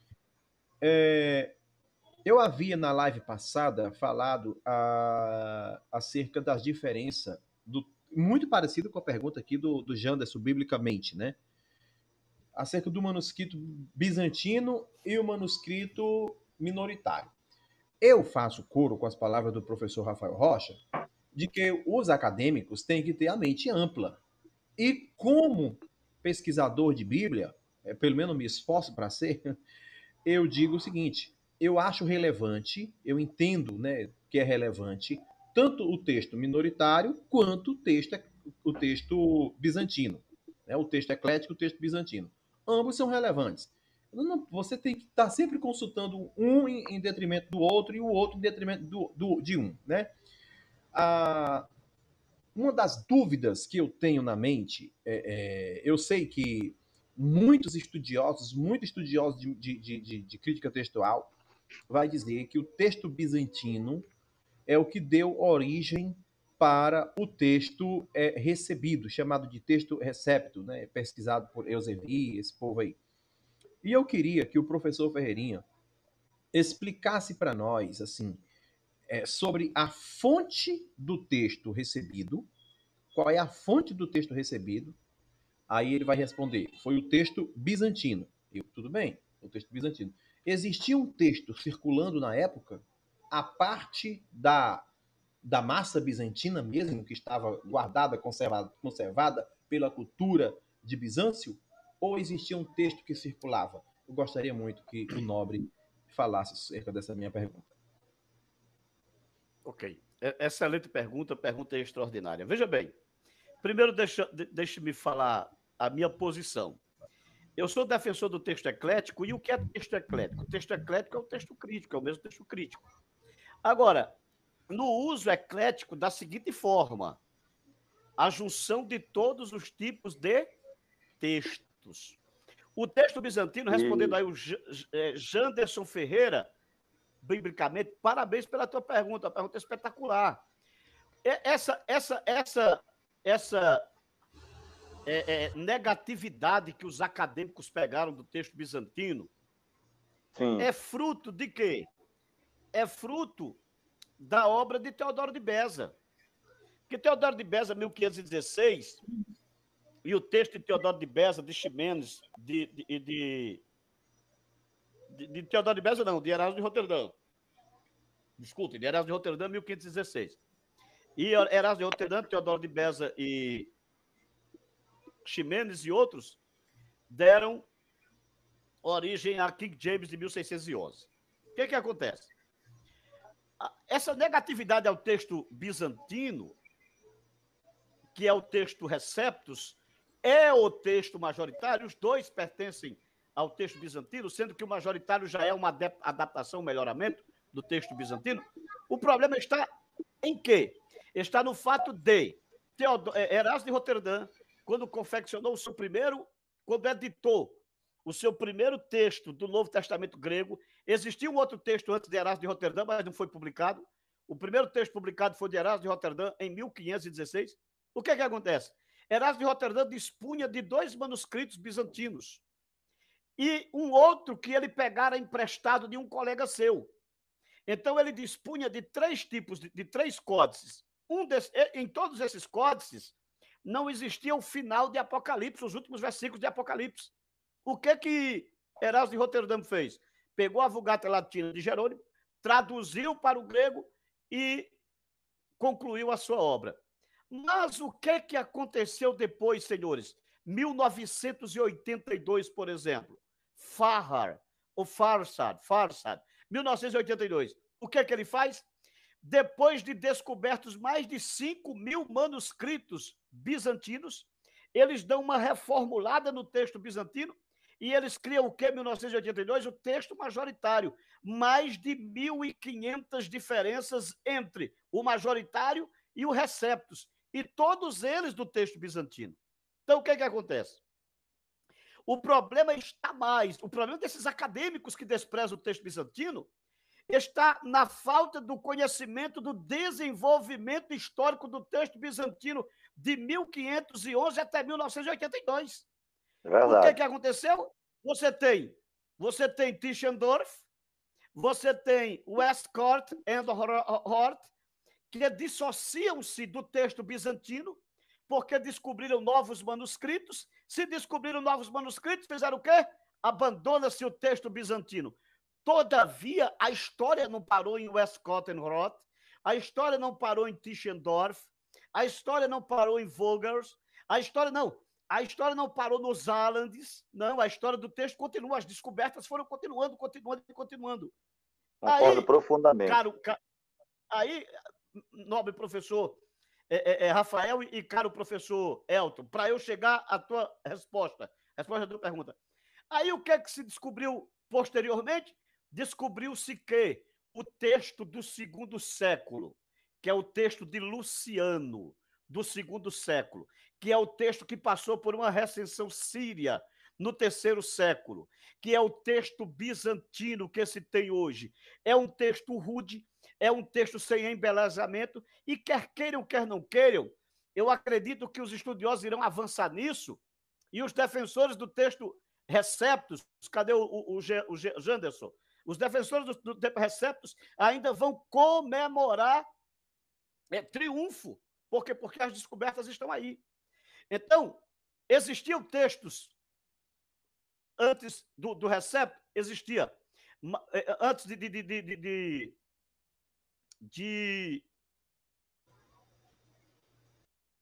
bizantino. De Roterdã, antes de Roterdã, existia.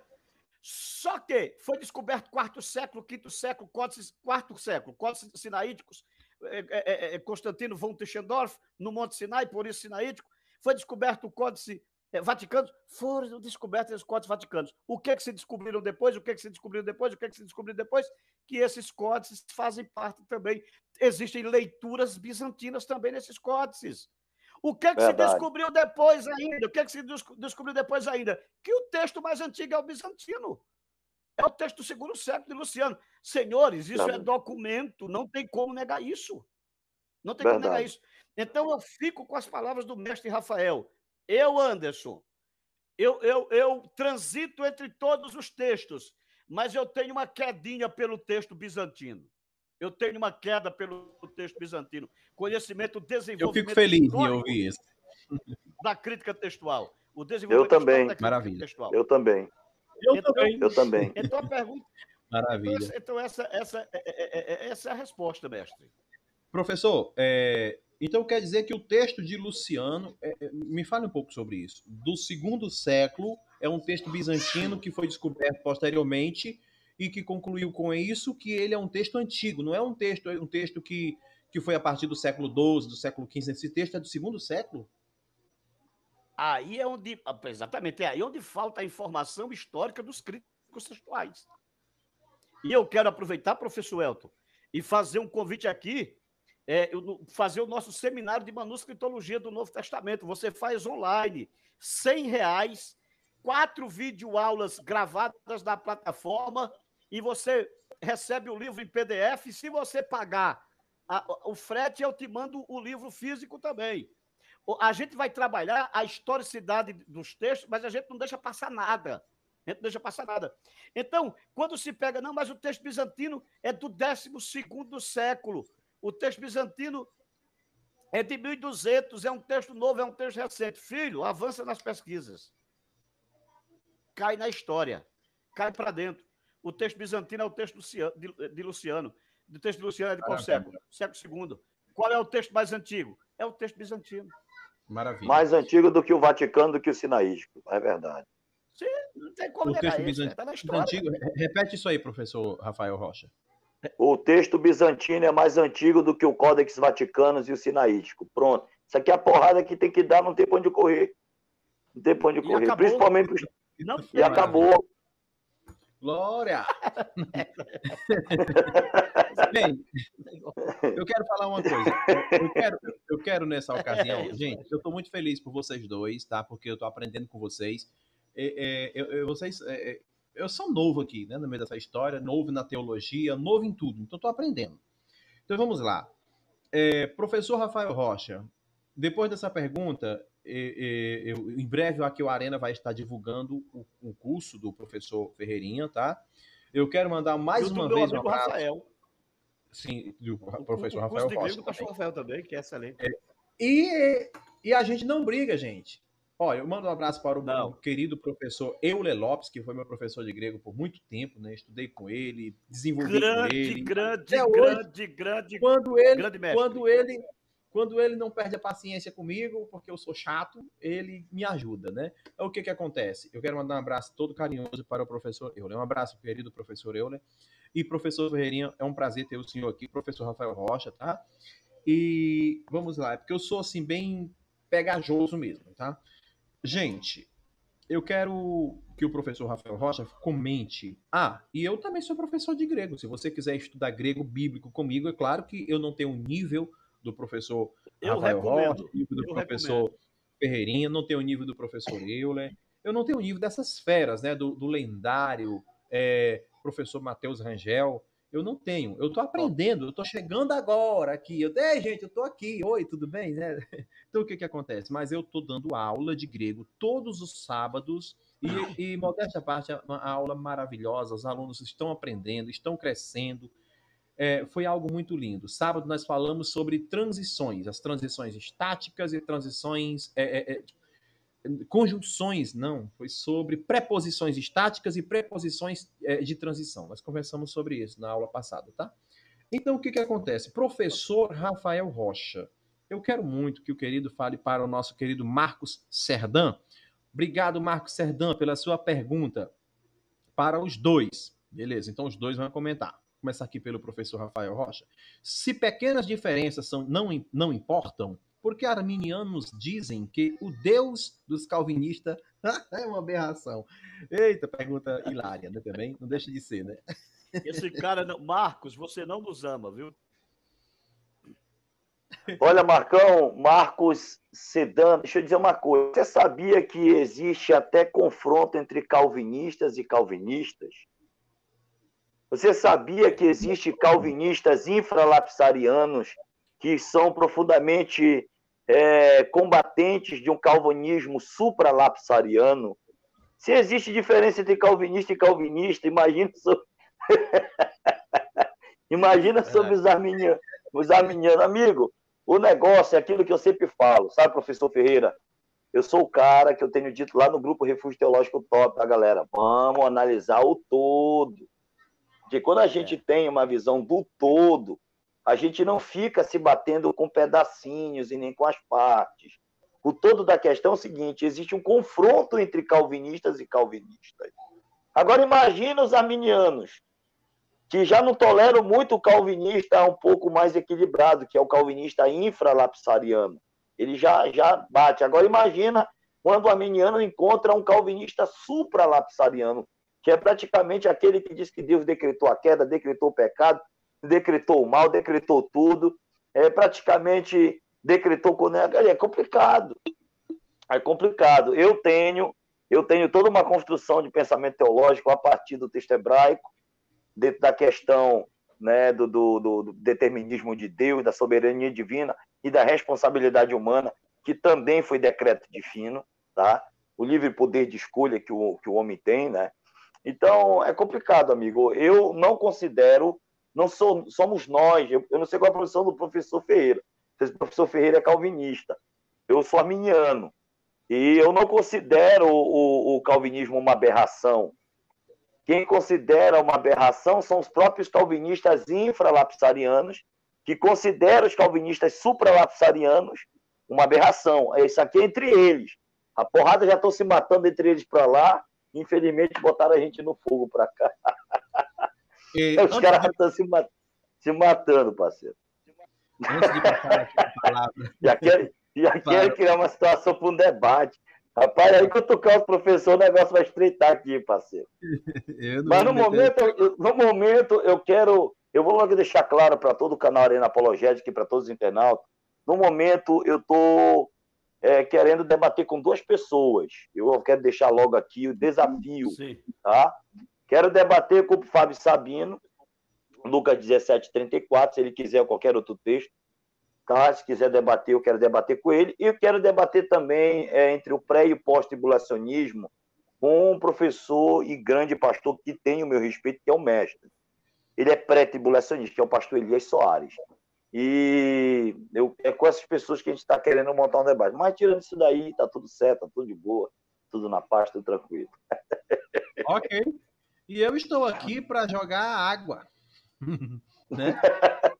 Bem, professor Ferreirinha. Água. Professor Ferreirinha, como o senhor é mais historicista, eu percebi que você é bem histórico, né? Eu gostaria muito de fazer uma pergunta, porque assim, eu não conheço muito, já li artigo, mas não conheço muito profundamente sobre, a não ser de relance, superficialmente, sobre Zwinglio, Eurico Zwinglio. Eu gostaria que o nobre anexasse, mesclasse com a resposta que vai dar para o Marcos Serdan, essa pergunta que eu vou fazer. Porque inglês. Hã? Eu não entendi. Eu não entendi o que o senhor falou. Não falei. Ah, tá. Não falei. Não, quando você falou Zwinglio, eu falei o grande reformador inglês. Ah, sim, sim. Queria que você comentasse um pouco sobre Zwinglio, qual foi a sua influência. Parece que ele foi o antecessor de João Calvino, não é isso? Ele foi mais antigo do que João Calvino, estou correto? E ele não teve a pretensão de estabelecer a predestinação. Parece que essa predestinação é algo realmente de autoria do próprio João Calvino, que consegue enxergar nas páginas da Bíblia. Eu já quero mandar um abraço todo carinhoso para todos os meus amigos calvinistas e também arminianos. Eu não tenho nada contra o calvinismo, não tenho nada contra arminiano, mas se você quiser debater, a gente conversa, brincadeira. Então eu queria que o professor Ferreirinha conversasse um pouco sobre Eurico Zwinglio, que foi o antecessor, se não me falha a memória, e que foi um homem muito brilhante, emocionante o pouco que eu li sobre Eurico Zwinglio. Eu achei muito, muito, muito profundo, muito franco nas suas palavras. Eu queria que o querido falasse sobre isso, Eurico Zwinglio, e emendasse, né? Vou usar logo o termo aqui, emendasse, na resposta do Marcos Serdan. E com isso, depois disso, vocês vão encerrar lá. Vamos fazer as considerações finais, tá? Porque o nosso tempo já se esvaiu. Okay. Mestre, nós estamos fugindo do tema, mas é muito bem oportuno. O Marcos Serdan não gosta da gente, já está decidido, mas a gente te ama, viu, Serdan? Você faz uma pergunta tá tudo certo, tá tudo certo. Tá tudo certo. Veja bem, O professor Rafael, não sei se você percebeu, a gente parece que se bate muito bem, a gente está alinhado, nós temos uma visão horizontal na nossa teologia e parece que a gente caminha junto. Eu também sou pós-tribulacionista e debato com qualquer pré-tribulacionista. Deixa eu fazer uma ressalva aqui em relação ao Elias Soares de Moraes, tá? Aí eu vou entrar aqui na pergunta. Já antecipando, o Zwinglio é calvinista na boca dos calvinistas. Essa é a resposta direta que se dá em relação ao reformador, ao precursor da reforma, Zwinglio. Na verdade, reformador, né, propriamente dito. Professor Elton, eu já perguntaram, professor Ferreira, você debate com Elias Soares de Moraes? Não debato. Por que você não debate com Elias Soares de Moraes? Por um fator chamado respeito hierárquico. A Bíblia é pós-tribulacionista. Para se crer no pré-tribulacionismo, precisa se atentar para as centúrias de Nostradamus, livro de São Cipriano, ou coisa do gênero, porque não existe isso na Bíblia. Não existe pré-tribulacionismo na Bíblia Sagrada. Mas o Elias Soares de Moraes, ninguém... Não, é verdade. Esses obreiros são coitados. Ou então o Tilarreia, ou então pegar o Tilarreia, chamado da meia-noite.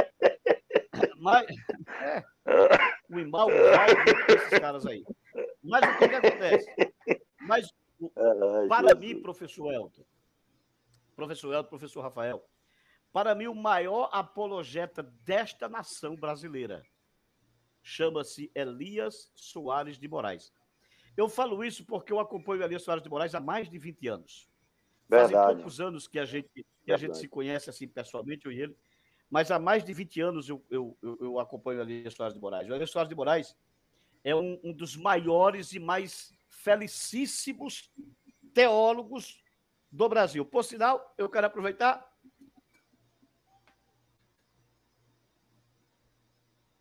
e divulgar aqui as obras dele. O resto está espalhado por aí, nem sei por onde estão.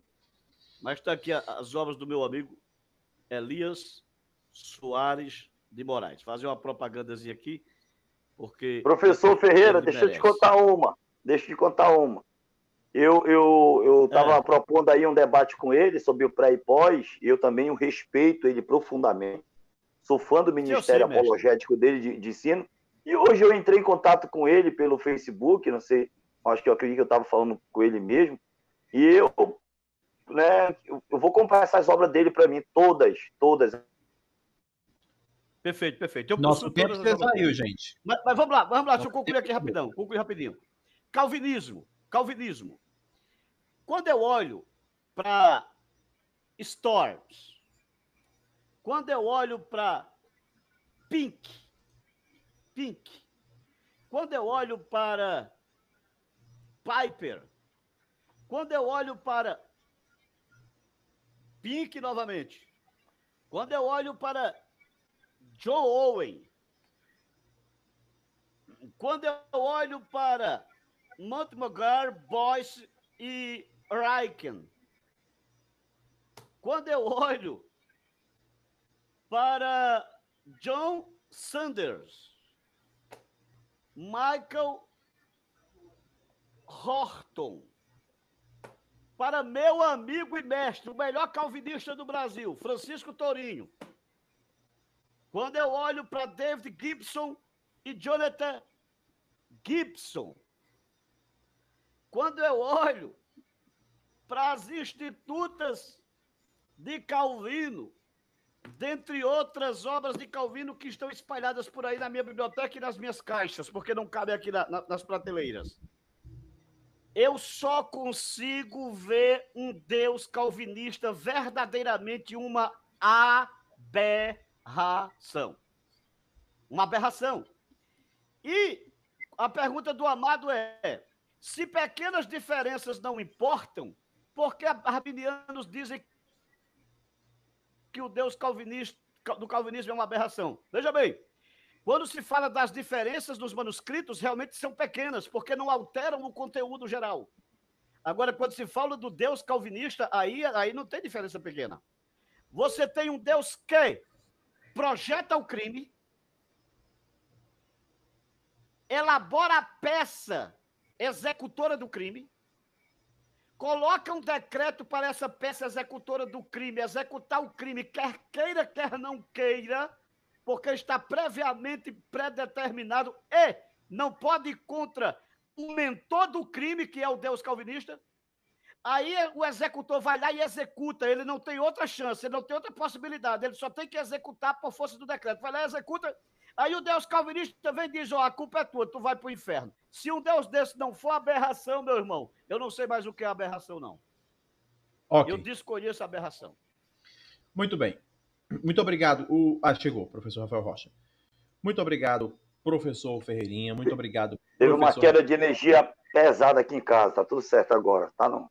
O Wi-Fi foi embora, mas estamos nos dados móveis. Pronto, maravilha. Fechou, porque a live já vai encerrar. Olha, é uma grande alegria estar recebendo vocês dois aqui, tá, gente? Verdadeiramente, eu gostei. Eu quero que essa live ela se repita mais na frente de novo. Parte 2. Aqui vai ser a parte 1, vai ter a parte 2. Vamos trabalhar melhor e eu vou dar uma pesquisada também nessa questão, tá? E os dois vão estar aqui. Sobre calvinismo. Aí nós vamos ter uma outra live posteriormente para falar sobre calvinismo, tá? Mas aí é o seguinte, eu quero que tenha aqui um bom calvinista também, né? Porque assim... Seria bom botar um calvinista entre nós aqui para dar uma sabatinada nele, legal. Vamos fazer o seguinte, eu tenho alguns versículos bíblicos, eu tenho alguns versículos da Bíblia que favorecem ao calvinismo. E dentro de um contexto gramatical, na minha percepção humilde, desprovida de abissal, favorecem mesmo. Agora... o texto mais forte do calvinismo é Romano 9, 10 e 11. Nós vamos falar uma live sobre isso. Vou pegar esse texto aí também. Na minha concepção... Brasil. Pois não. Na minha concepção, Rabil, na minha concepção, o texto mais forte do calvinismo é esse aqui. As institutas, né? Porque na Bíblia não tem nenhum não para ele.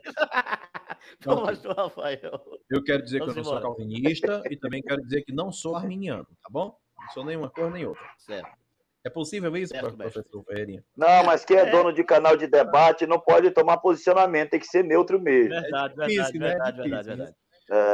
Muito bem.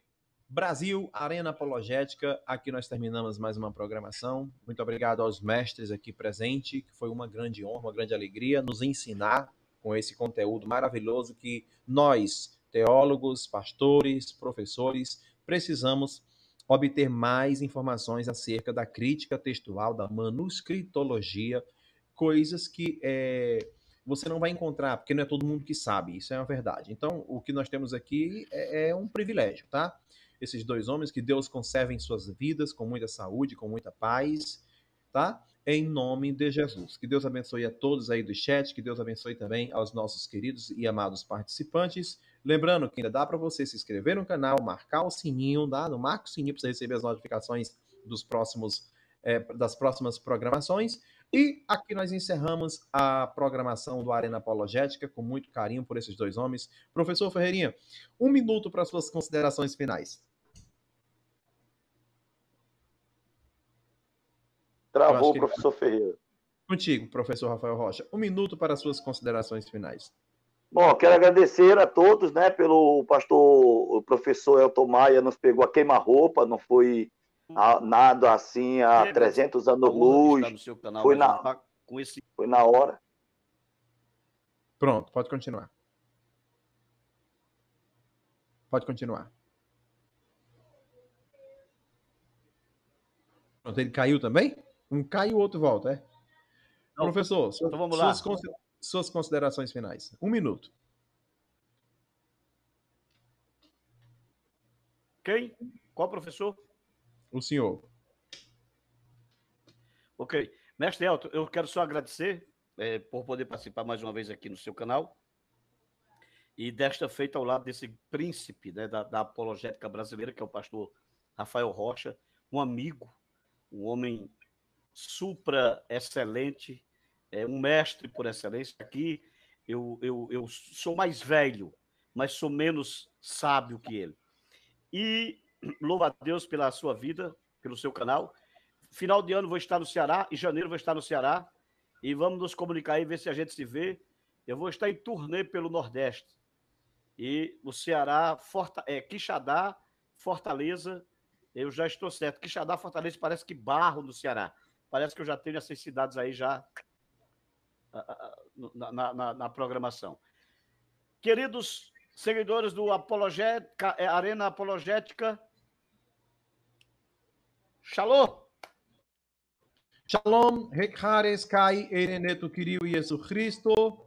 Professor Rafael Rocha chegando. Professor Rafael Rocha, 30 segundos. Consegue concluir em 30 segundos? Consigo. Pois é, pessoal. O professor Elton nos pegou a queima-roupa. Professor Ferreira e eu, e a gente respondeu, foi na hora mesmo. Na hora do Rush 2. Foi muito bacana. E para mim, né, maravilhosamente, agradecer o professor Ferreira, é um amigo, é um parceiro. Eu sou fã do ministério dele também. Agradecer o professor Elton Maia, que é um professor de grego da pesada. Ele fica com essa ideia que ele não sabe de nada. Ele se balança para cá, se balança para colar, mas é um perito no grego também. E obrigado a todos, amigos. Eu só tenho a agradecer pela amizade de vocês. Não é pela live que eu estou agradecendo, não. É pela amizade de vocês mesmo. Estar junto a todos os internautas, de nos prestigiarem, nos dar essa honra, né? De poder estar com a gente. Obrigado a todos, amigos, em nome de Jesus. Muito obrigado. Não deixe de se inscrever no meu canal, viu, pessoal? Pastor Rafael Rocha em Teologia. Meu canalzinho é novo, tem 157 inscritos, pelo amor de Deus. Me ajuda a fazer esse canalzinho crescer. Tá, pessoal? Se inscreve lá em nome de Jesus. Vamos divulgar. Muito obrigado, Brasil. Obrigado, Arena Apologética. E nós encerramos aqui mais uma programação. A todos, fiquem com Deus. E solta a vinheta do Arena. Obrigado. Shalom. Comigo, professor Ferreirinha. Rekhares Kai Ereneto Kiriu Jesus Cristo. No plural, irmãos meus. Adelphoi Mu. Shalom. Fiquem com Deus.